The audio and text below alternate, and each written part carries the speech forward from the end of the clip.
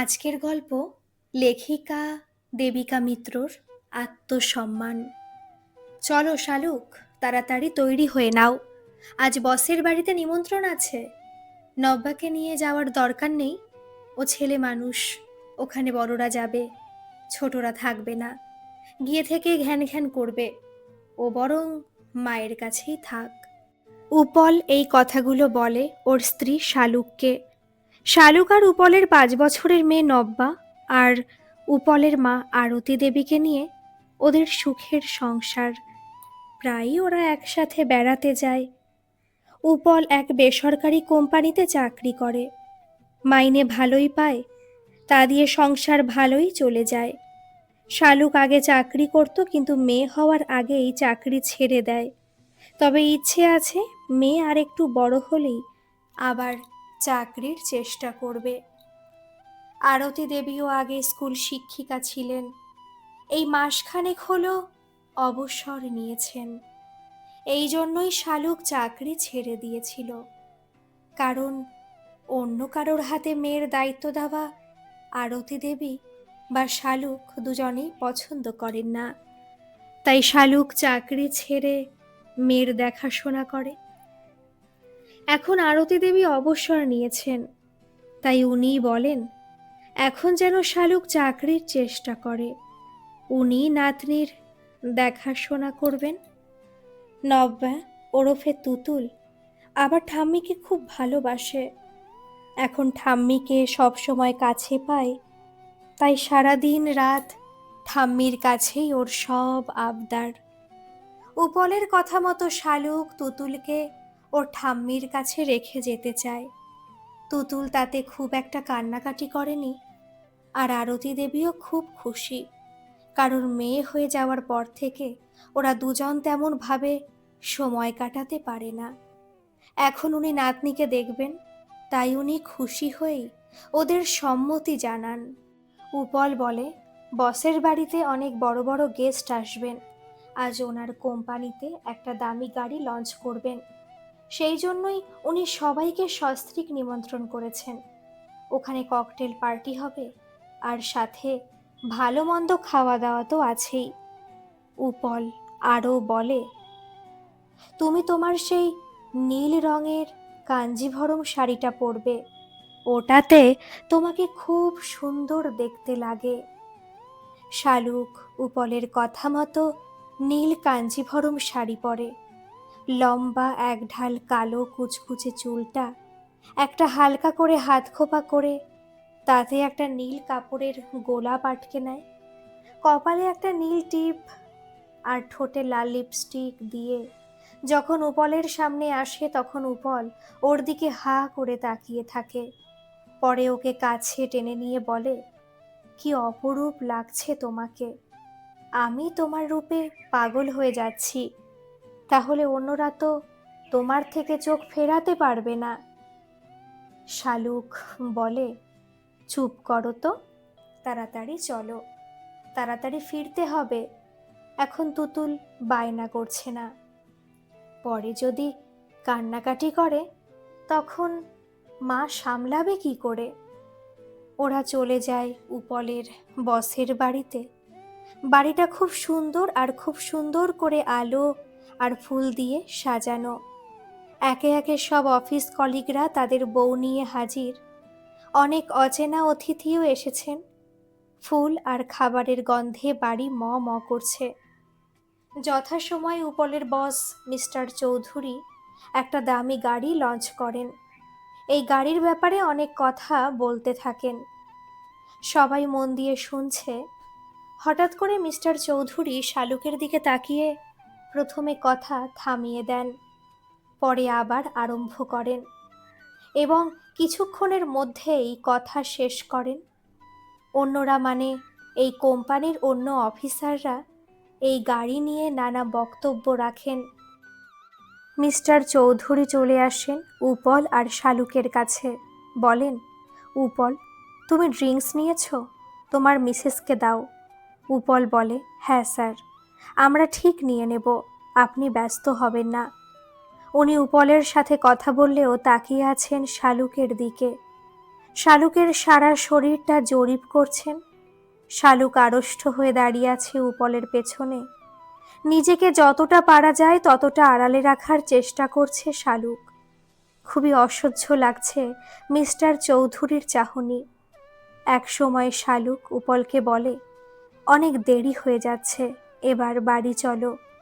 মেয়েটা যে কান্নাকাটি করবে। মিস্টার চৌধুরী বলেন, এত তাড়াতাড়ি যাবেন কেন?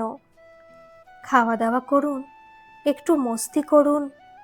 ওনার কথা শুনে শালুকের সারা শরীর জ্বলে যাচ্ছে, আর চাহনি দেখে ভীষণ ঘেন্না হচ্ছে। তাড়া দিয়ে যা হোক করে একটা কিছু খেয়েই ওরা বেরিয়ে আসে। ওদেরকে ছেড়ে দিতে মিস্টার চৌধুরীও আসেন ওদের পেছন পেছন। এক সময় শালুকের পিঠে হাত দিয়ে বলেন, খুব ভালো লাগলো আপনারা এসেছেন বলে, আবার আসবেন। বলেই উপলকে বলেন, মিসেস গুহকে নিয়ে একদিন চলে এসো আমার বাড়িতে। জানোই তো আমি বিপত্নিক, তবে আমার একটা ছেলে আছে, সে বিদেশে থাকে। ওখানে সে অবশ্য আমার এই বিজনেসটা দেখাশোনা করে। উপল বলে, হ্যাঁ জানি তো স্যার, আপনি এবার ভিতরে যান, অন্যরা আপনার জন্য অপেক্ষা করছেন। নিশ্চয়ই আসব। উনি উপলকে আরও বলেন, তোমাকে তো একটা ভালো খবর জানানোই হলো না। ম্যানেজমেন্ট তোমার কাজে খুব খুশি, তাই আমি তোমাকে আরও একটা বড় পোস্ট দিতে চাই। তোমাকে হয়তো মাঝে মধ্যে বিদেশে যেতেও হতে পারে। উপল যেন হাতে চাঁদ পেল। থ্যাংক ইউ স্যার, অসংখ্য ধন্যবাদ আপনাকে। খুশিতে ডগমগ করে ওঠে উপল, চোখ দুটো আনন্দে চকচক করে ওঠে। এতক্ষণ শালুক অনেক সহ্য করেছে। মিস্টার চৌধুরীর হাতটা ঝটকা মেরে সরিয়ে দিয়ে উপলকে বলে, তোমার কথা শেষ হলো, এবার বাড়ি চলো। মিস্টার চৌধুরী একটু থতমত খেয়ে যায় শালুকের ব্যবহারে, তবু মুখে হাসি এনে বলেন, ম্যাডাম আপনার জন্য একটা বড় গিফট আছে। বলেই পকেট থেকে একটা ছোট্ট বাক্স বের করে খুলে ধরে শালুকের সামনে। হালকা আলো পড়ে জ্বলজ্বল করে ওঠে হিরে বসানো একজোড়া কানের দুল। শালুকের হাতটা ধরে উনি সেটা দিতে গেলে শালুক হাত ছাড়িয়ে নিয়ে বলে, এটা কি শুধু আমারই জন্য, নাকি আর সবার জন্য আছে? তাছাড়া এটা আমি কি জন্য নেব? বলেই হনহন করে এগিয়ে যায় শালুক।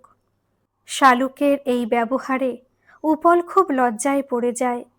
কিন্তু কিন্তু করে ওখান থেকে বাড়ি ফিরে এসে শালুকের সাথে খুব ঝগড়া করে। শালুক বোঝাতে পারে না উনি ভালো লোক নন। এই প্রথম উপলের সাথে শালুকের এমন কথা কাটাকাটি হলো। ভাগ্যিস সেই সময়ে তুতুল ঘুমিয়ে পড়েছিল।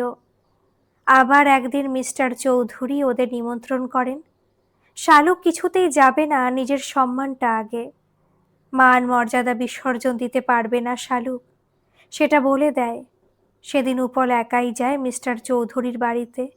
গিয়ে দেখে বাড়িতে কেউ নেই, উনি একাই আছেন। উপলকে একা উনি দেখে খুব চটে যান। সেদিন ইচ্ছা করে উপলকে প্রচুর পরিমাণে মদ খাওয়ান। সেদিন উপল টলতে টলতে বাড়ি ফেরে। শালুক খুব কান্নাকাটি করে। আরতি দেবীও খুব রাগ করেন উপলের উপর।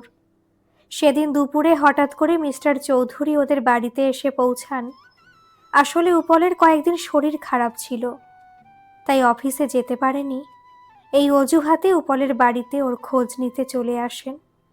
সেদিন শালুক যখন ওনাকে চা দিতে যায় তখন উনি ওর হাতটা চেপে ধরে মৃদু স্বরে বলেন, আজ বিকেলে চলো একটু চা খেয়ে আসি, তুমি যেখানে বলবে সেখানেই যাব।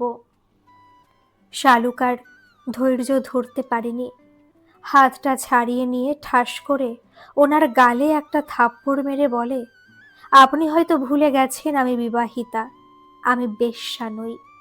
আপনি ভুল জায়গায় চলে এসেছেন। দরজা দেখিয়ে বলে, এবার আসতে পারেন। মিস্টার চৌধুরী গালে হাত দিয়ে বলেন, দেখে নেব কি করে আর কতদিন এই সতীপনা থাকে। পরের দিন উপল অফিসে যাওয়ার পর মিস্টার চৌধুরী উপলকে ডাকেন। উপল ওনার কাছে গেলে উনি বলেন, আজ থেকে তোমাকে আর অফিসে আসতে হবে না, এই নাও তোমার চিঠি। উপল তখন বলে, আপনি না ডাকলেও আমি আসতাম আপনার কাছে। এই নিন আমার পদত্যাগপত্র। আমি আর আপনার কোম্পানিতে কাজ করব না। আসলে আমি সম্মান নিয়ে কাজ করতে চাই। আমার আত্মসম্মানকে আপনি পা দিয়ে মারিয়ে যেতে পারেন না। চাই না আমার উচ্চ পদ। উচ্চ পদ পেতে আমি আমার বউকে পরের হাতে তুলে দিতে পারবো না। বলেই অফিস থেকে বেরিয়ে আসে উপল। বাইরে এসে প্রাণ ভরে নিঃশ্বাস নেয় উপল। আজকে নিজেকে বড্ড হালকা লাগছে। মনের জোর নিয়ে এই কাজটা করতে পেরে নিজেকে পুরুষ বলে মনে হচ্ছে। নিজেকে বড় মনের মানুষ বলে মনে হচ্ছে। কম করে মার শালুকের কাছে তো মুখ তুলে দাঁড়াতে পারবে। আজকের এই গল্পটি আপনাদের কেমন লাগলো বন্ধুরা? অবশ্যই কিন্তু কমেন্ট করে জানাবেন। আর যারা আমার এই চ্যানেলে নতুন এসেছেন তারা প্লিজ একটা সাবস্ক্রাইব করে আমার পাশে থাকবেন। ধন্যবাদ।